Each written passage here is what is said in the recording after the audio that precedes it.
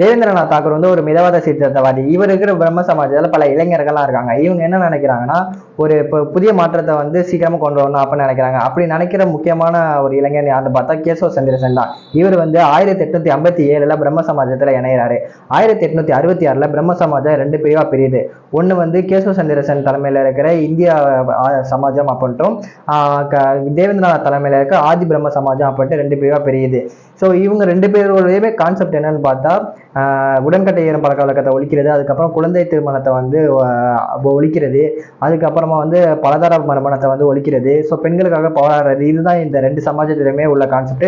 Rules கூட இதுதான் அவங்க வந்து பின்பற்றிப்பாங்க. அதனால தான் வந்து இவங்க வந்து போராடிட்டு இருப்பாங்க.